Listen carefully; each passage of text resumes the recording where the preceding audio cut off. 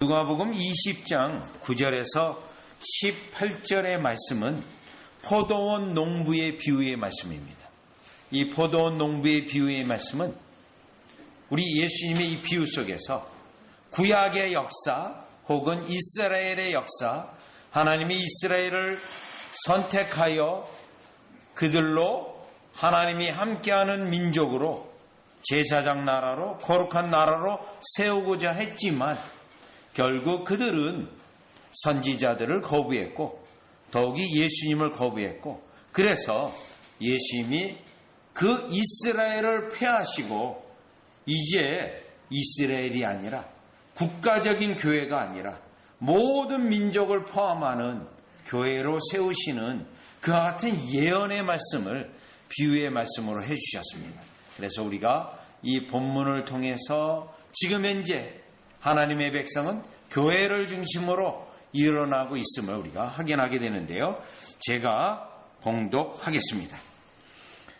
그가 또 이 비유로 백성에게 말씀하시기 시작하시니라. 한 사람이 포도원을 만들어 농부들에게 새로 주고 타국에 가서 오래 있다가 때가 이르매 포도원 소출 얼마를 바치게 하려고 한 종을 농부들에게 보내니 농부들이 종을 몹시 때리고 거저 보내었거늘 다시 다른 종들을 보내니 그도 몹시 때리고 능욕하고 거저 보내었거늘 다시 세 번째 종을 보내니 이 종도 상하게 하고 내쫓은지라. 포도원 주인이 이르되 어찌할까? 내 사랑하는 아들을 보내리니 그들이 혹 그는 전대하리라 하였더니 농부들이 그를 보고 서로 의논하여 이르되 이는 상속자니 죽이고 그 유산을 우리의 것으로 만들자 하고 포도원 밖에 내쫓아 죽였느니라. 그런즉 포도원 주인이 이 사람들을 어떻게 하겠느냐?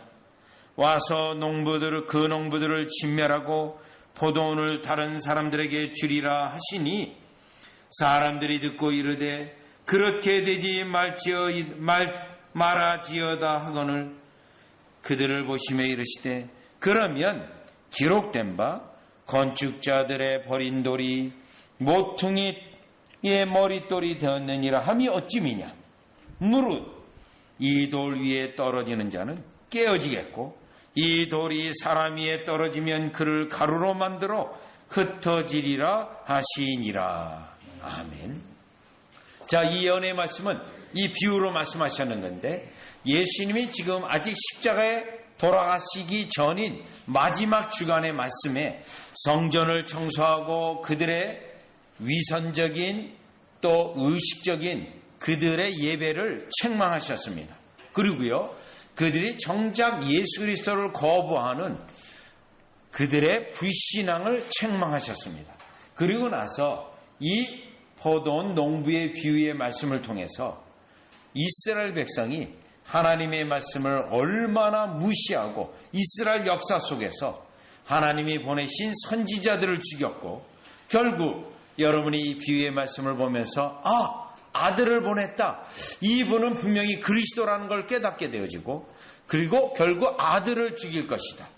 그리고 예수님은 십자가에 돌아가실 것이고 그러면 그걸로 이 비유의 말씀이 끝나는 것가 아니고 예수님의 그 선지자와 예수님을 거부한 것에 대하여 하나님이 심판하시고 이 심판 속에 항상 하나님의 심판은 불신앙, 배교하는 자, 하나님을 거부하는 자, 대적하는 자는 심판하시지만 하나님의 심판 속에 항상 은혜가 있어서 하나님의 백성을 세우시는데 그 내용의 말씀으로 구성이 되어져 있습니다. 따라서 이 본문을 가지고 이스라엘 역사 전체를 포함하고 있고 예수님 지금 자신의 시대에 일어나는 일도 포함하고 있고요. 지금 우리 시대도 포함하고 있는 이 비유의 말씀입니다. 따라서 구약 그리고 예수님 시대 지금 우리 시대까지 포함되어 있는 넓게 보면 구속의 역사에 대하여 포함하고 있는 이 비유의 말씀을 세 가지로 나누어서 우리가 살펴보려고 하는데 첫 번째로는 우리 주님이 선지자들을 일으켜서 이스라엘 백성을 선지자들을 보내서 하나님의 말씀 가운데 거하게 하고 하나님의 언약 백성으로 살아가게 한 그 시대를 먼저 살펴보려고 합니다. 구약 시대가 되겠죠. 자, 일단 9절이에요. 20장 9절인데 그가 또 이 비유로 백성에게 말씀하시기 시작하니라.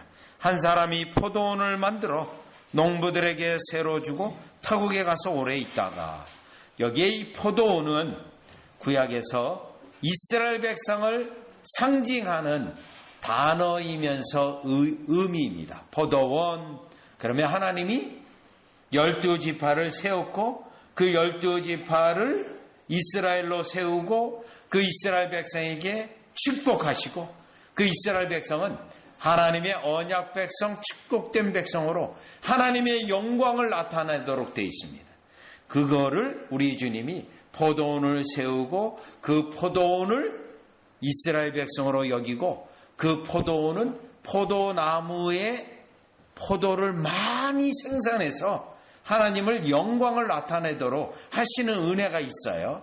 자, 그러면 이 포도원을 세우고 10절에 보니까 때가 이름에 포도원 소출을 얼마를 바치게 하려고. 여러분, 이것도 중요해요. 포도원 소출을 다 바치라는 게 아니에요.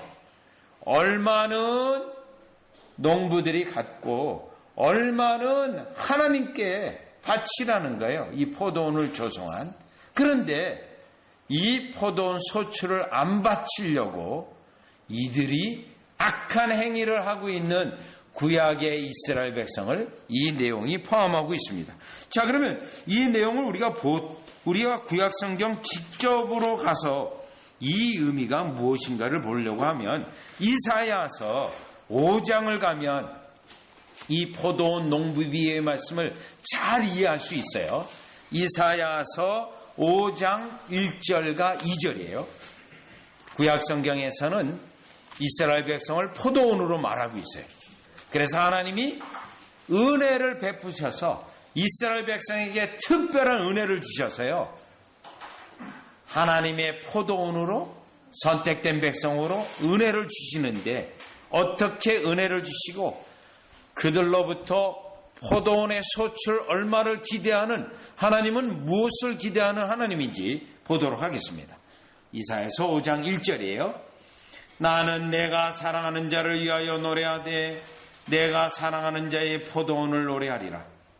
내가 사랑하는 자에게 포도원이 있으며 심히 기름진 사내로다. 지금 하나님이 이스라엘 백성을 세워요. 그런데 그거를 포도원을 조성하는 곳으로 만듭니다. 그런데 일단 포도원을 어디다 세우죠? 심히 기름진 산에다가 세웁니다. 심히 기름진 산. 그 다음 2절이에요. 땅을 파서 돌을 제하고. 이거 이스라엘 백성이 지금 하는 게 아니에요. 우리 주님이 포도원을 만들어줄 때 이와 같이 만들어준다는 거예요. 그래서 돌을 제하고 극상품 포도나무를 심어도. 극상품 포도. 여기까지가 다 하나님의 은혜입니다. 하나님의 은혜로 이스라엘 백성을 세우시는 방식이에요. 그 중에 망대를 세웠고 그 안에 술틀을 팠도다. 이거 다 하나님이 하신 겁니다. 이스라엘 백성에게 베푸신 은혜예요. 이스라엘 백성이 한 게 없어요. 하나님의 은혜로 하나님이 다 조성해 주셨어요. 자, 그리고요, 우리 하나님은 뭐를 기대하냐면 좋은 포도 맺기를 바랐더니 들 포도를 맺었도다. 좋은 포도 맺기를 바랐는데 들 포도를 맺었다는 거예요. 들 포도요. 우리 주님이 은혜를 베푸시고 그들로 하나님의 영광을 나타내도록 이와 같이 모든 걸 다 베푸시고 축복했는데 이들이 들포도를 맺었다라는 겁니다. 그러면 이 들포도를 맺었다라는 것은 하나님의 영광을 위하여 열매를 전혀 맺지 못하고 자기 자신의 사치스러운 생활, 자기 자신의 이기적인 생활, 자기 자신의 정욕적인 생활, 그리고 하나님을 기억하지 않는, 하나님을 예배하지 않는 그들의 삶을 지금 들포도를 맺었다라고 말한 겁니다. 그러면 이들이 들포도를 맺었다라는 건 어떻게 했다는 거냐면요. 5장 8절이에요. 5장 8절. 가옥에 가옥을 이으며 전투에 전투를 더하며 빈틈이 없도록 하고 이 땅 가운데서 홀로 거주하려 하는 자들은 요겁니다. 이스라엘 백성이 하나님의 축복을 받았는데 오직 이웃도 없어요. 자기밖에 몰라요. 자기밖에. 그래서 얼마나 집을 많이 세우고 땅을 가지고 얼마나 욕심껏 사는지 이 땅에 홀로 거주하려 하는 자들. 이 땅에 홀로 거주하려는 자들. 네. 저는 정말 미국에 있을 때 큰 집을 봤어요. 정말 큰 집입니다. 저희 성도 가운데 한 분도 4층 집인데 한 8,000 스퀘어피트 되는데요. 한 1,500 스퀘어피트가 한 40평 되니까 한 8,000이니까 그거에 한 5배가 좀 안 되죠. 그러니 굉장히 큰 집이고요. 맨 1층은 농구장이었어요. 그 개인집입니다, 여러분. 이와 같은 뭐 상가주택도 아니에요. 그리고 맨 꼭대기 층은 그 포틀랜드 시내가 쫙 보이는 가장 아름다운 산에 있는데, 자, 그래서 제가 이 세 식구밖에 안 사는 집이었어요. 3명. 그래서 지사님이 이렇게 집이 큽니다. 그리고 했더니 본인이 말하는 거예요. 이 집이요, 내가 누리지도 못해요. 이 우리 집에 강아지가 있는데 그 강아지가 누립니다. 하루 종일 강아지가 집을 왔다 갔다 하면서 본인 누리지도 않아요. 제가 아까 농구장 바로 위에는요, 극장을 만들어 놨어요. 그 당시 벌써 30년 전인데 극장을 만들어 놓고 모든 시설을, 음향 시설을 다 해놨거든요. 그래서 본인이 결국은 그 집을 팔고 이제 LA로 이제 내려오게 됐는데, 이거는 약가예요. 미국 사람 집을 갔는데요, 60에이커 집을 가본 적이 있어요. 60에이커 문 입구에서요, 그 집 현관까지 가는데 자동차로 5분 걸립니다. 그리고 큰 연못이 3개나 있어요. 3개가. 자, 그리고 게스트하우스에 한 번 손님들이 오면 150명이 잘 수 있는 게스트룸이 따로 있었어요. 너무너무하게 크더라고요. 그래서 이제 얘기를 들어보니까 미시시피 부자들은 이 정도 부자가 되어야 부자가 된다 그러더라고요. 성경에 있는 모습이에요. 이 60에이커에 4명이 살아요. 4명이 60에이커. 여기에 구약시대도 이랬다는 거예요. 오직 자기밖에 모릅니다. 자기. 그러면서요, 이웃은 어떻게 하는지 보시죠. 그 밑에 그 다음 11절이에요. 아침에 일찍 일어나 독주를 마시며 밤이 깊도록 포도주에 취하는 자들은 하시니 오직 연락하고 노는 것에만 마음을 둡니다. 12절이요. 그들의 연애에는 수군과 비파와 소고와 피리와 포도주를 갖추었어도 노는 거에서는 얼마나 철저히 준비하는지 몰라요. 그런데요, 하나님에 대해서는요, 여호와께서 행하시는 일에 관심을 두지 아니하며 그의 손으로 하신 일을 보지 아니하는도다. 하나님에 대해서는 전혀 마음이 없습니다. 이유는요, 13절. 그러므로 내 백성이 무지함으로 말미암아 서로 잡힐 것이요 그들의 귀한 자는 굶주릴 것이요 무리는 목마를 것이라. 무지합니다. 하나님에 대한 말씀에 대한 지식이 전혀 없이 하나님이 주시는 은혜와 축복을 남용해서 오직 자기 자신들만 위해서 살아가는 구약의 백성들이 이 모습이었습니다. 더군다나 이사야서의 말씀은 히스기야 왕 시대인데요. 히스기야 왕 시대에는요, 이스라엘 백성이 경제력으로, 이 군사력으로 가장 강력한 시대 가운데 하나예요. 경제적으로 번영을 이루고 또 국가적으로, 군사적으로 번영을 이루었는데 교회는 이 모습이 된 겁니다. 국가교회가요. 자, 이거를 우리 주님이 들포도 나무를 맺었다고 하면서 그 포도원을 다 아예 이제 없애버리겠다고 하시는 예언의 말씀이 이 이사야서 전체 예언의 말씀이에요. 그러면 다시 이 배경을 가지고 누가복음 20장에 와서 보시면, 누가복음 20장이요. 10절이에요. 때가 이름에 포도원 소출 얼마를 바치게 하려고 한 종을 농부들에게 보내니 농부들이 종을 몹시 때리고 거저보내었고. 자, 그래서 우리 주님은요, 예수님은요, 이 종이라는 건 누굴 말하냐면 선지자를 말합니다. 그래서 이스라엘 백성이 회개하고 하나님의 영광대로 하나님의 말씀대로 살아가도록 계속 선지자를 보내요. 그래서 이사야 선지자를 보냈고요, 예레미야 선지자를 보냈고요, 에스겔 선지자를 보냈고요, 호세아 선지자를 보냈고요, 미가 선지자를 보냈고요. 계속 선지자를 보낸 겁니다. 이며 우리 주님이요. 그런데요, 이스라엘 역사를 보면, 구약의 역사를 보면 이 선지자를 핍박합니다. 11절 보죠. 다시 다른 종을 보내니 그로 몹시 때리고 능욕하고 거저보내었거늘. 우리 주님은 선지자를 보내서 회개하고 하나님께 모든 영광을 돌리고 하나님의 계명과 하나님의 법대로 살아가라고 하는데, 이들은요, 하나님의 축복은 받지만 살아가는 모습은 하나님 없이 살아가는 겁니다. 하나님은 축복만 하세요. 나머지는 우리 마음껏 살아갑니다. 이러한 패턴을 계속 반복하고 있으니 우리 주님이 선지자를 계속 보내는 겁니다. 너희를 축복하시는 이가 누구며, 그리고요, 너희들이 이와 같이 하나님의 언약을 깨고 계속 우상 숭배한다면 너희를 패하겠다고 하는 경고의 말씀을 보내요. 그래서 12절, 다시 세 번째 종을 보내니 이 종도 상하게 하고 내쫓은지라. 여기까지가 구약의 역사입니다.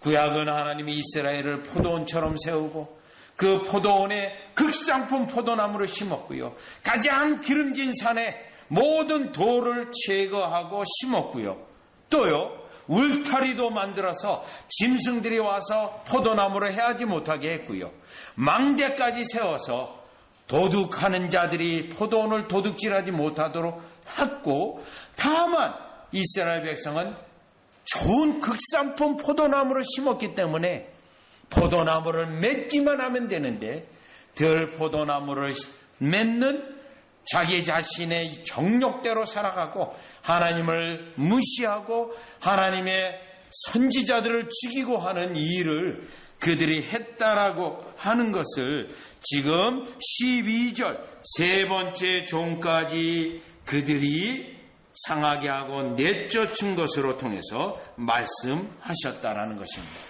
자, 그렇다면 구약은 이스라엘 그 자체가 교회입니다. 국가교회입니다. 그런데요, 그 교회는 열매를 맺지 못했습니다.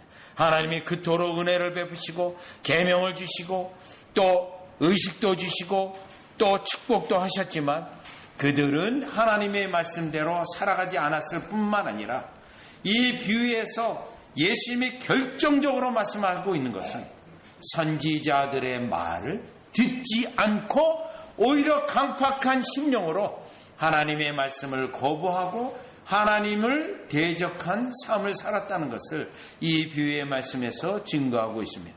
그래서 결국 구약에서의 이스라엘 백성은 망하게 됩니다. 망하게 되어져요.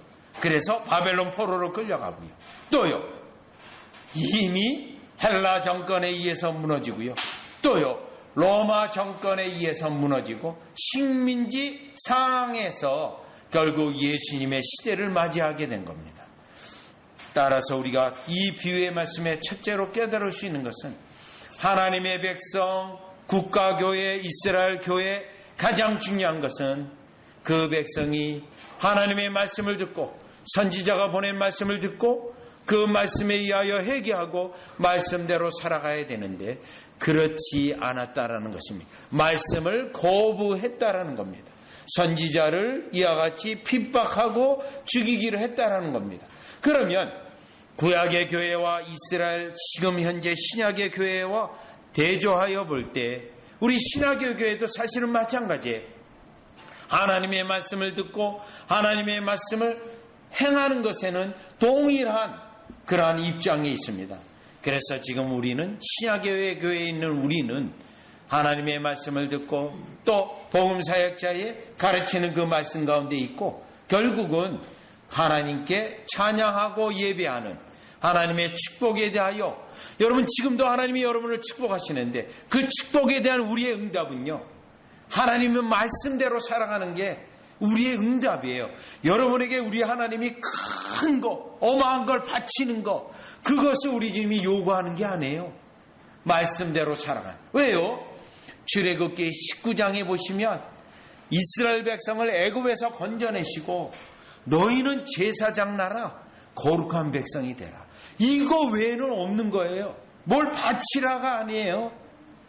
말씀대로 거룩한 백성의 정체성을 유지하라는 건데 오늘 우리는 이 세 명의 종들을 세 번에 걸쳐서 종들을 거부했던 그 모습이 아니라 야지 하나님이 보내시는 말씀을 기꺼이 받아들이고 우리 자신을 그 말씀에 따라 행하는 저와 여러분이 되시기를 주 예수 그리스도 이름으로 축원합니다.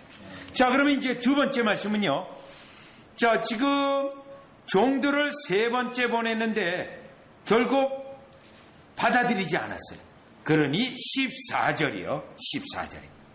14절에 보니 농부들이 그를 보고 서로 의논하여 이르되 자 13절이요. 13절 포도원 주인이 이르되 어찌할까 내 사랑하는 아들을 보내리니 그들이 혹 그는 존대하리라 하였더니 자 그래서 이 13절에 보면요. 아들을 보냅니다. 그런데 이 아들을 보낼 때 최종적으로 보내는 겁니다. 중요한 게 이 예수님의 비유의 초점은요. 더 이상 보내지 않아요. 최종적으로 아들을 보내요.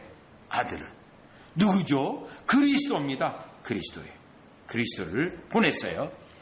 14절 농부들이 그를 보고 서로 의논하여 이르되 이는 상속자니 죽이고 그 유산을 우리의 것으로 만들자 하고 포도원 밖에 내쫓아 죽였느니라. 요겁니다. 결국 예수님이 십자가에 돌아가실 것을 예언하는 말씀이에요. 결국 그들이 하나님이 보내신 아들조차도 죽일 것이다. 그러면 이 아들을 보낸 것에 대하여 아들을 죽인 것에 대하여 의미는 무엇일까요? 여러분 히브리서를 보면 1장을 보면 이 비유의 말씀을 명확하게 이해할 수 있어요. 히브리서 1장 1절입니다. 히브리서 1장 1절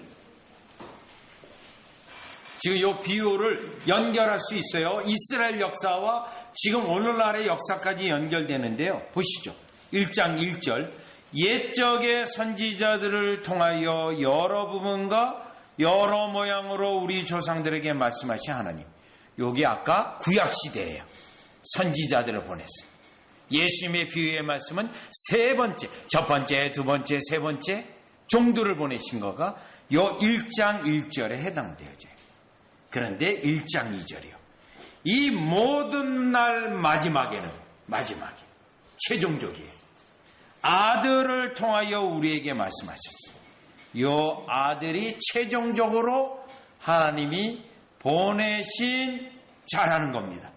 자, 그러니 이 아들 최종적으로 보냈기 때문에 이 아들을 믿느냐 안 믿느냐, 이 아들의 말씀을 듣느냐 안 듣느냐는 최종적이기 때문에요. 그것 자체로 우리의 인생이 결정이 나버리고 말아요. 왜냐하면 마지막에는 아들을 통하여 우리에게 말씀하셨으니 이 아들을 만유의 상속자로 세우시고 또 그로 말미암아 모든 세계를 지으셨네. 요겁니다. 그렇기 때문에 예수님은 앞에 구약에서 보냈던 선지자들하고 달라요.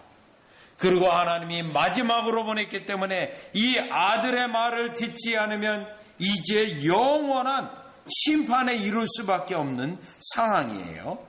그럼에도 불구하고 이들은 하나님이 보내신 마지막으로 보내신 아들을 죽였다라는 겁니다. 14절에 누가복음 20장 14절 다시 보면 농부들이 그를 보고 서로 의논하여 이르되 이는 상속자니 죽이고 그 유산을 우리의 것으로 만들자. 여기에 이스라엘 백성의 패학이 담겨져 있습니다. 상속자라는 걸 알고 죽인 거예요. 하나님이 보내신 것을 알고도 그의 말을 듣지 않고 죽인 것입니다. 죽인 것입니다. 따라서 결국 이들은 어떻게 될까요? 자, 15절 포도원 밖에 내쫓아 죽였느니라. 그런즉 포도원 주인이 이 사람들을 어떻게 하겠느냐. 와서 그 농부들을 진멸하고. 여기까지입니다. 결국 예수님의 이 예언의 비유의 말씀을 통해서 이스라엘 백성은 결국 심판을 받게 됩니다. 예루살렘이 멸망하게 됩니다. AD 70년에 성전이 무너지게 됩니다. 그래서 우리 주님은 예수님의 비유의 말씀은 마지막으로 말씀하신 그 선지자까지 거역하고 죽였기 때문에 이스라엘 백성이 심판받는 것은 지극히 당연하고, 하나님의 선지자들을 조상들이 죽여왔던 그들이 심지어는 마지막으로 보낸 아들까지 죽였다라고 하는 그들의 불신앙, 그들의 하나님의 말씀을 거부하는 그와 같은 완고한 고집을 예수님이 비유의 말씀에서 우리에게 말씀하고 있는 것입니다. 그러면 이 두 번째 예수님의 이 말씀 속에 우리가 깨달을 수 있는 것은 그 아들이 지금 우리에게 마지막으로 말씀하고 있는 겁니다. 지금 현재 마지막으로요. 그래서 우리는 그 아들의 말을 들어야 되고요. 그 아들의 말에 순종해야 되고요. 왜요? 구원의 마지막 기회예요. 마지막 수단이에요. 또 다른 방법은 없습니다. 어저께 누가 묻더라고요. 우리가 죽은 다음에 혹시 지옥에 떨어졌는데 그 지옥에 떨어져서도 구원받을 수 있나요? 없습니다. 또 하나는요. 재림에 서서 혹시 영원한 심판에 가하게 되는데 그때 혹시 또 다른 방법이 없을까요? 구원받은 방법? 없습니다. 왜냐하면 마지막으로 보낸 이 아들이 최종적이고 결정적이기 때문에 그렇습니다. 그래서 우리는 그 아들의 말씀을 듣고 우리의 심령을 강박해 하지 아니하고 그 말씀을 듣는 거예요. 그래서 예수님은 이미 이 사건 이전에 3명의 제자들을 데리고 변화산에 올라가서 그들에게 보여준 게 있어요. 성부 하나님이 너희는 그의 말을 들으라 라고 한 거. 제자들은 이미 이걸 원리로 알아요. 그 아들의 말을 듣지 않으면 죽는다는 걸 알아요. 이미 직접적인 계시로 보여주셨기 때문에요. 그래서 오늘 우리는 지금 현재 이 아들의 말씀을 듣고 있습니다. 어떻게 해요? 하늘보좌 우편에 예수님이 성령으로 우리에게 지금도 성경을 통해서 말씀하고 있기 때문에 우리는 그 아들의 말을 듣고, 예, 주님, 저는 아들을 믿습니다. 아들을 붙잡습니다. 아들이 말씀하시는 것에 대하여 언제든지 이 패역한 이스라엘처럼 듣지 않는 게 아니라 언제든지 아멘하고 우리의 마음을 부드럽게 하여 심령의 말씀 가운데 거하겠습니다 라고 응답하는 여러분이 되시기를 주 예수 그리스도 이름으로 축원합니다. 자, 그러면 이제 세 번째 이 비유의 말씀에서요, 예수님이 심판한다고 하니까 옆에 있는 사람들이요, 그러지 말라고 얘기해요. 16절입니다. 그래서 진멸하고 포도원을 다른 사람들에게 주리라. 여러분, 이 다른 사람들에게 준다라는 것은 결국 이스라엘 백성이 교회로서 실패했기 때문에 이제 이방인들도 들어오는 교회를 세우겠다는 거예요. 국가교회가 아니라 모든 민족이 들어오는 교회로 세우겠대요. 이스라엘이 실패했기 때문에요. 그래서 다른 사람들에게 주리라 그랬더니요, 하시니 사람들이 듣고 이르되 그렇게 되지 말아지이다 하거늘 그렇게 하지 마십시오 라고 반론을 지게 하는 거예요. 네, 그랬더니요, 우리 주님이 다시 더 확실하게 말합니다. 확실하게 17절 그들을 보시며 이르되 직접 쳐다봐요. 여러분, 사실 직접 쳐다본다는 것은 굉장히 무서운 일입니다. 직접 여러분 쳐다보고, 그것도요 즐거운 소리도 아니고 심판의 내용이에요. 보시죠. 그러면 기록된 바 건축자들의 버린 돌이, 이 건축자들 이스라엘 백성이에요. 예수님을 버렸어요. 거부했어요. 건축자들이요. 그럼 이 건축자들 뭡니까? 교회를 세우고 하나님의 영광을 나타내야 되는 이스라엘이 선지자들도 버리고 결정적으로 그리스도를 버렸어요. 그런 버린 돌이 어떻게 되죠? 모퉁이의 머릿돌이 되었느니라. 요 모퉁이 돌은 결국 교회를 세우는 초석이 되어지는 겁니다. 초석이요. 그래서 이제부터 예수님은 유대인이 아니라 모든 민족이 들어오는 교회로 세우겠다는 거예요. 교회로 건축해서 하나님의 영광을 나타내겠다라는 겁니다. 그러면 18절에 보면 뭐죠? 무릇 이 돌 위에 떨어지는 자는 깨어지겠고, 돌 위에 던져요. 돌 위에. 주님의 심판입니다. 누구를요? 유대인들을, 이스라엘을 돌 위에 던져서 다 심판하시겠다고 하고, 이걸로도 부족해요. 그래서 어떻게 해요? 이 돌이 사람 위에 떨어지면 그를 가루로 만들어 흩어리라. 아예 이 어마한 돌을 던져서 돌이 위에서 떨어져서 돌을 맞고 다 심판당합니다.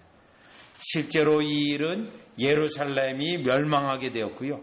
예루살렘 성전도 완전히 파괴되었습니다. 완전히 파괴돼. 하나님의 심판입니다. 그래서 이 비유의 말씀은 이스라엘 백성이 이제 완전히 무너질 것이고, 성전도 완전히 무너질 것이고, 이스라엘 백성이 떠도는 1000년을 넘게 2000년 가까이 유랑민족이 될 수밖에 없는 그 예언의 말씀으로 예수님이 이 비유의 말씀을 하신 겁니다.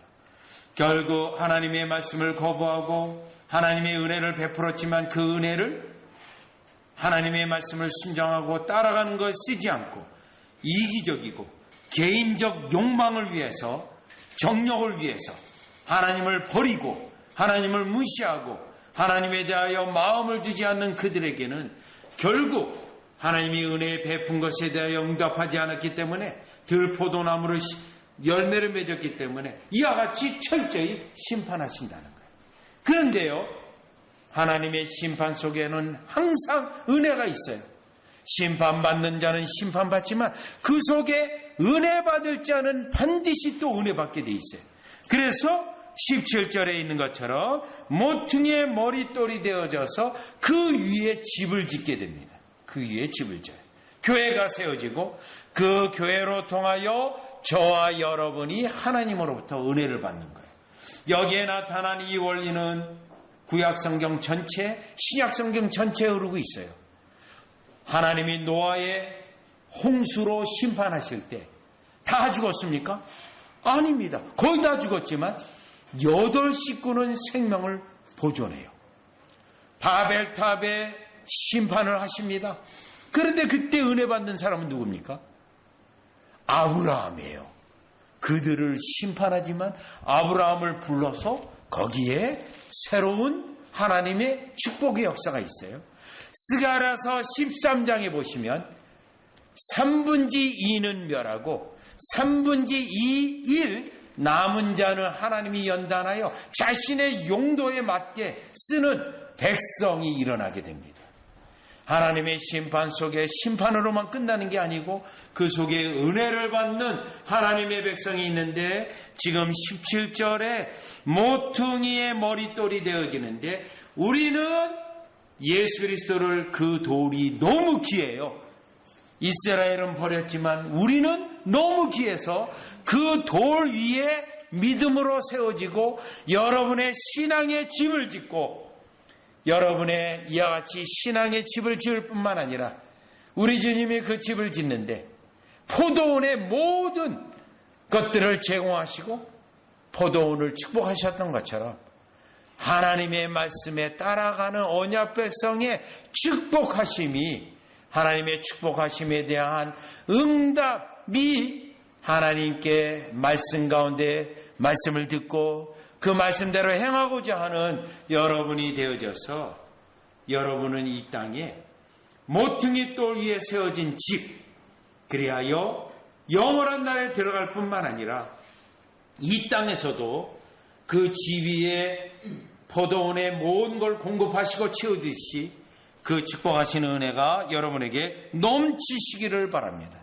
중요한 원리는요, 하나님이 자신의 언약 백성을 확실하게 축복하시고 그리고 그 백성을 지키시고 보호하시고 다만 요구하시는 게 있어요.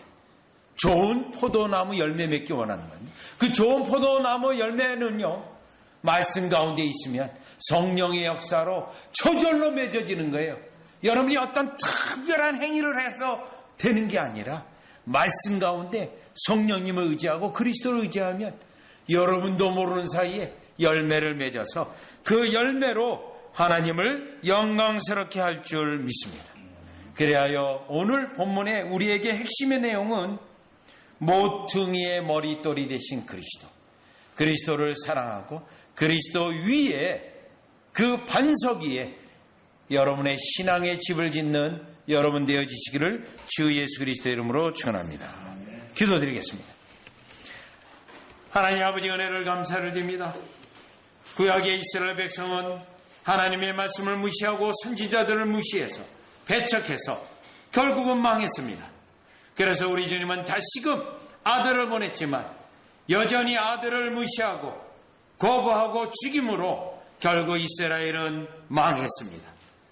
그러나 주님이 그 망하는 것으로 끝나지 아니하고 다른 사람들에게 준다고 했는데 결국 그리스도를 믿는 자, 그리스도를 의지하는 자, 그리스도를 끝까지 신뢰하는 자에게 모퉁이 돌이 되게 하시고 그 위에 집을 짓는 역사로 세우심을 감사를 드립니다. 바로 우리 시대의 우리 요원이 우리에게 은혜를 다하여 주셔서 집을 짓게 하시고 그 집의 열매를 통하여 주님 영광 받아 주시옵소서. 예수님의 이름으로 기도리옵나이다.